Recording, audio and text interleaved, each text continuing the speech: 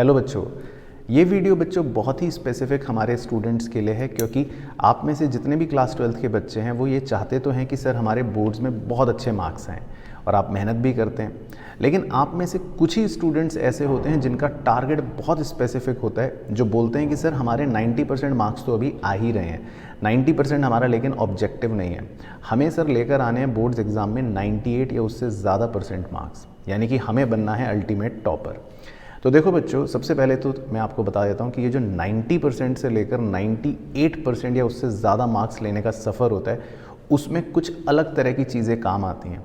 अब यहाँ पर मैं आपको ये नहीं बोल सकता कि जाओ कोर्स कंप्लीट करो, रिवाइज़ करो, क्योंकि यहाँ पर स्ट्रेटजी हमारी अच्छे मार्क्स लाने की नहीं है। यहाँ पर जो अच्छे मार्क्स लाने वाले बच्चों की भीड़ है, उसमें से भी ऊपर क्रीम पर पहुँचने की बात हो रही है। तो ये वीडियो इसीलिए मैंने बोला है बहुत ही स्पेसिफिक स्टूडेंट्स के लिए। अगर आप इस कैटेगरी में आते हैं तो वीडियो पूरा एंड तक ध्यान से देखना, अदरवाइज़ आप ये वीडियो स्किप भी कर सकते हो। सबसे पहली चीज़ तो देखो बच्चों, आपको क्या करनी है।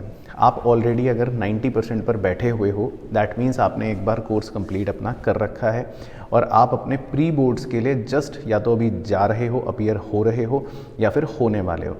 आपको सिंपल सा एक काम करना है। सबसे पहला टास्क होता है, मैं 3 चीज़ें ही बताऊँगा, इवैल्यूएट करना है। जैसे लेट से आपने एक सब्जेक्ट निकाला, अपना सब्जेक्ट नंबर 1 अकाउंटेंसी, आपको उस सब्जेक्ट का इवैल्यूएशन करना है। अब इवैल्यूएशन बहुत ही माइन्यूटली आपको करना पड़ेगा। मैं एग्जांपल देता हूँ आपको।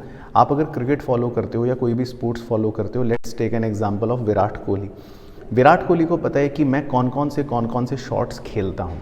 अब जब वो इवैल्यूएट करता है तो वो अपने पास्ट रिकॉर्डिंग्स देखता है मैच की, कि मैंने कौन सा शॉट खेला था, गलत खेला था और मैं आउट हो गया।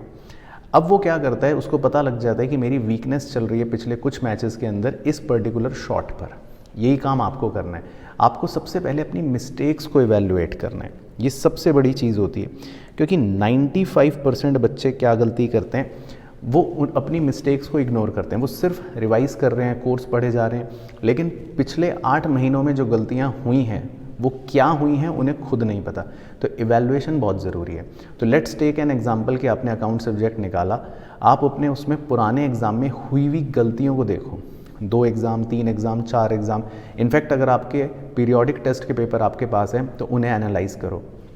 अगर आपको पिछले 4-5 एग्ज़ाम्स में अपने मार्क्स कटने वाली जो गलतियां हैं उसमें एक पैटर्न नज़र आए तो फिर उसको नोट डाउन ज़रूर कर लेना।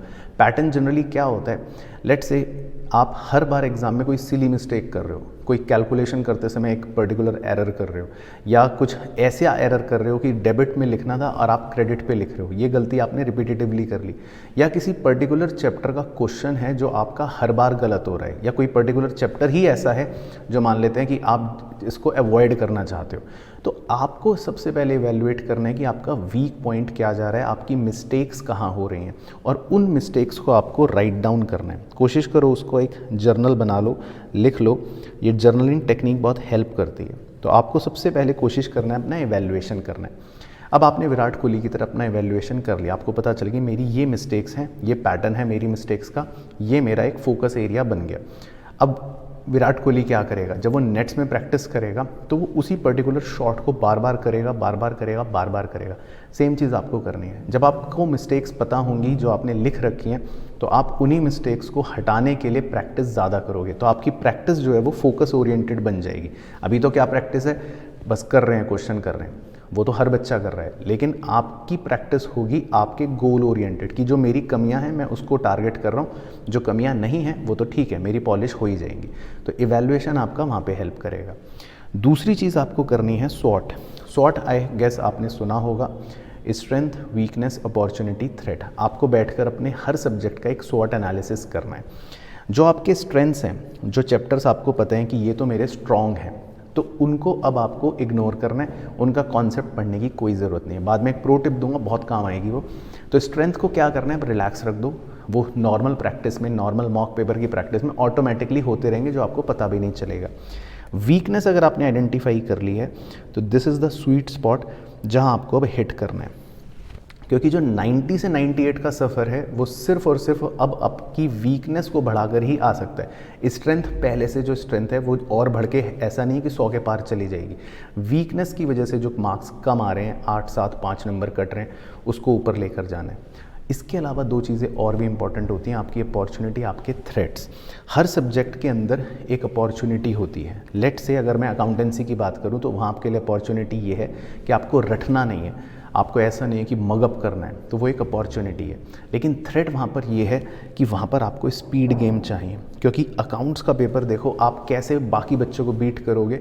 आपका पेपर अगर कंप्लीट भी हो गया तो आप देखना आप 80% बच्चों से तो वैसे ही ऊपर आ गए, क्योंकि बहुत सारे बच्चों का अकाउंट्स का पेपर छूटता है और छूटेगा भी, इस साल भी छूटेगा। रीज़न बीइंग क्योंकि जो प्रैक्टिस आप कर रहे हो, जितनी प्रैक्टिस आप करके स्पीड हासिल कर लोगे वो बहुत बच्चे नहीं कर पाएंगे।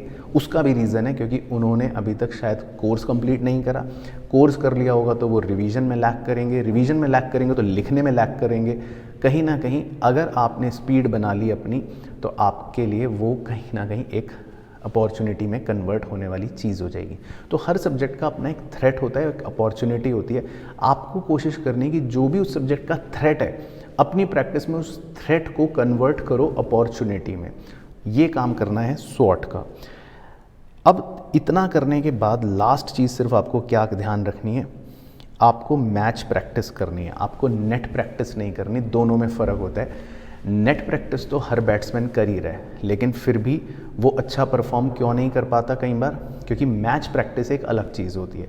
सेम काम आपको करना है। आपने कोर्स कर लिया कंप्लीट, आप सैम्पल पेपर कर रहे हो रिवाइज, वो एक नेट प्रैक्टिस है। अब मैच प्रैक्टिस कैसे करनी है आपको देखो, तब आप जाकर 98% पर पहुंचोगे, क्योंकि मैच का मतलब यहाँ पर मेरा है जो फाइनल बोर्ड्स एग्ज़ाम होता है, वो फीलिंग अलग होती है, वो प्रेशर अलग होता है, उस दिन का रूटीन अलग होता है, उस दिन का टाइम टेबल अलग होगा। आपको वो सारे एटमॉस्फेयर क्रिएट करने की कोशिश करनी है। आपको 10:30 बजे अगर बोर्ड्स एग्ज़ाम का पेपर देने बैठना है और एग्ज़ामिनेशन सेंटर पर आपको 10 बजे रिपोर्ट करना है, 10:15 बजे लेट से आप बैठोगे, 10 बजे रिपोर्ट करने का मतलब है आप 9 बजे लेट से घर से निकलोगे, 9 से 10 आपका ट्रैवल टाइम रहेगा।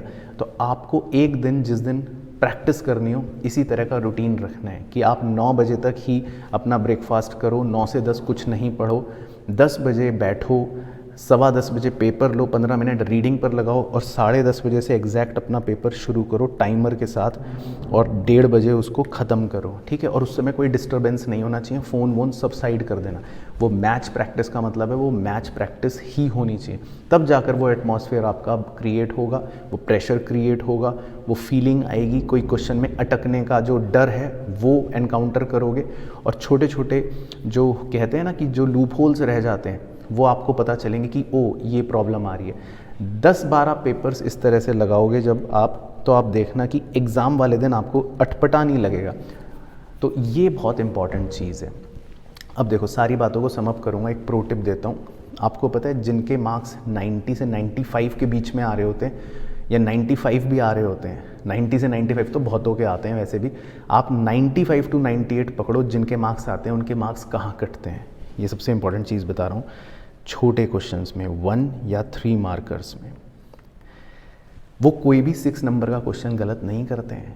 उनका जो गलत होता है वो क्या होता है, 2 MCQ गलत हो गए, 3 MCQ गलत हो गए, सर एक 3 मार्कर गलत हो गया तो 97 आ रहे हैं, या एक 3 मार्कर और एक 1 मार्कर गलत हो गया सिली मिस्टेक के चक्कर में तो 96 आ रहे हैं। आप बड़ा क्वेश्चन गलत नहीं करोगे, उतनी प्रैक्टिस आपको है या कर लोगे। आपके लिए प्रो टिप ये है कि अगर आप 98 प्लस लाना चाह रहे हो तो आप छोटे क्वेश्चन पे फोकस करना, जितने MCQ हैं उनको अच्छे से प्रैक्टिस करना, कोशिश करना जितने हो जाएं, that is well and good. तो अभी अपने रिवीजन के दौरान आप फोकस करना छोटे MCQ क्वेश्चंस पर, बड़े क्वेश्चन करने की अलग से ज़रूरत नहीं है आपको। बड़े क्वेश्चंस ऑटोमेटिकली आप मॉक पेपर की प्रैक्टिस करोगे उसमें कवर हो जाएगा, लेकिन छोटी चीज़ों की प्रैक्टिस करना तो जो वो 1-2 नंबर कटते हैं वो स्कोप ख़त्म हो जाएगा। ये आपके लिए प्रो टिप थी। तो ये वीडियो आपको अगर अच्छी लगी हो तो please do share and do like, और अपनी क्वेरीज़ को कमेंट ज़रूर करना। कोशिश करूँगा अगली वीडियो में उस पर भी एक ज़रूर वीडियो गाइडेंस दूँ आपके ऊपर, आपके लिए। बाकी अपनी नॉर्मल पढ़ाई करते रहना, मस्त रहना और स्वस्थ रहना।